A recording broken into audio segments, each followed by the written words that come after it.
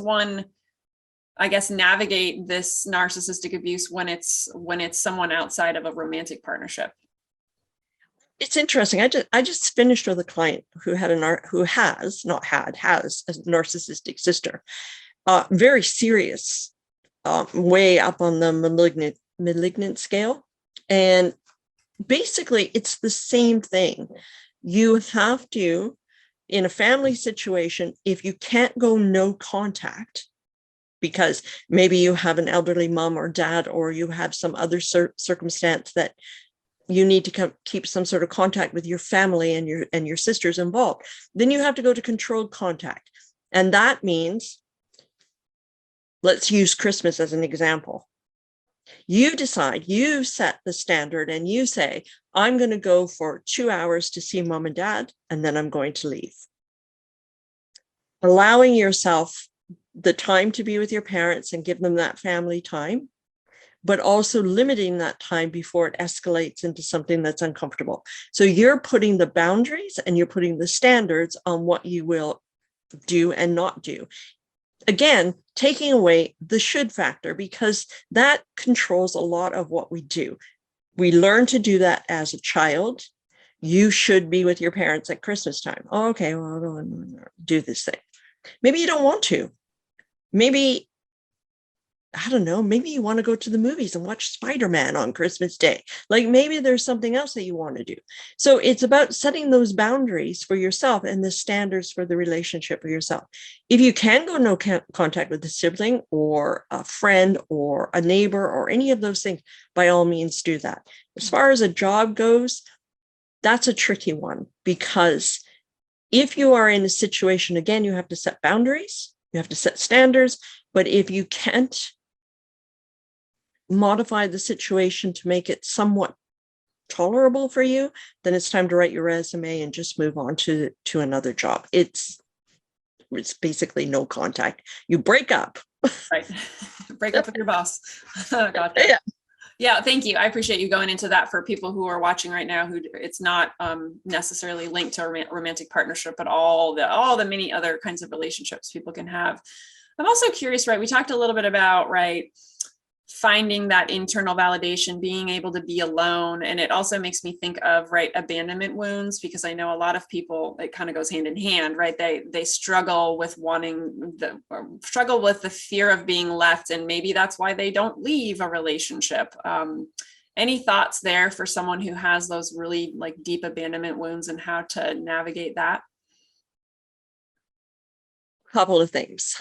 I can relate to that on a personal level because that was my issue.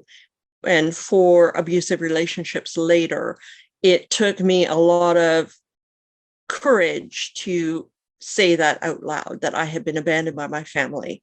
And not abandoned in the sense that I was left at the orphanage, but emotionally abandoned. I was the last of 5. Nobody was really interested. My parents were getting a divorce. I was basically just this very unwanted human.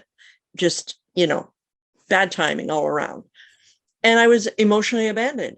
And when I recognized that, when I actually sat down with pen to paper and realized that I was looking for everyone in the world to make me feel wanted and not abandoned, and to more than anything belong to something, I realized that by being in abusive relationships and looking for this outside of myself, I was actually self-abandoning. I was abandoning all of my internal wants, needs, and desires to get something from someone else that wasn't healthy, that wasn't feeding or nurturing me as a human, as a person. So when I recognized that there was a self-abandonment there, that I was just going along with the thing that I knew, the feeling that I knew, the comfort zone that I knew, it was familiar, and I was doing it through the relationships, but I was also doing it to myself, that I started to connect the dots and actually heal the abandonment wound. And it's a tough one, because I can remember even friendships. If I found out that friends had gone somewhere, together, you have a group of friends and they went somewhere and I wasn't invited, that would send me into a tailspin for 2 or 3 weeks, because that was abandonment. It just fed that wound. it's healing that wound, and it's a tough one, but it can be done. It can be done. Awesome. Thank you. I appreciate you sharing a little personal. I too can relate to the abandonment wound. Absolutely. That's probably one of the big two for me, my journey for sure. I'm curious too, kind of like flipping this conversation on the other side, right?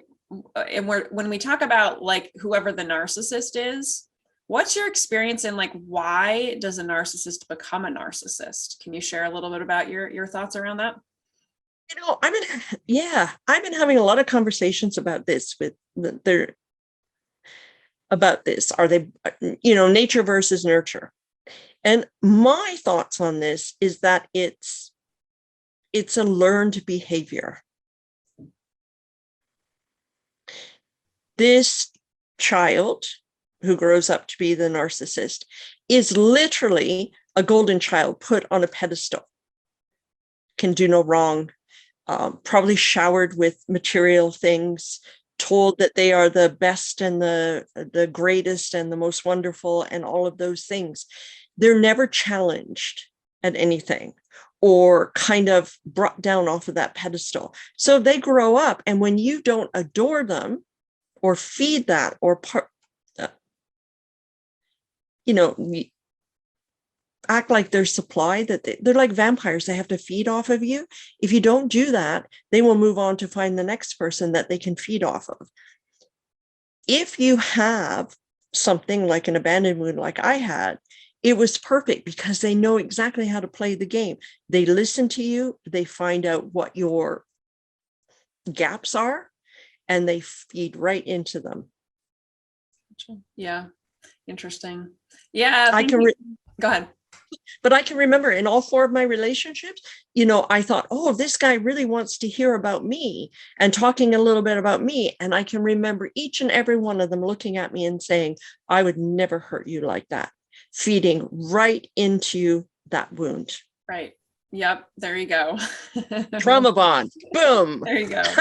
Yes, I'm bonded now. I know it's interesting what you said about, right, the upbringing of someone who becomes a narcissist. And I was listening to an audio the other day, and they were talking about narcissism and how a lot of it like could stem from potentially, right, like this generation of children also, that like everybody gets a trophy, like nobody does. It's like there's no like separation, which I get it. I understand why, like in certain ways, but at the same time, it's like, well, if then we're being brought up to be like, well, we always win, and there's like no, it's just interesting, I wonder like what's that was definitely like my upbringing in like the 80s. That was a big generation of everyone gets a trophy, if you know what I mean.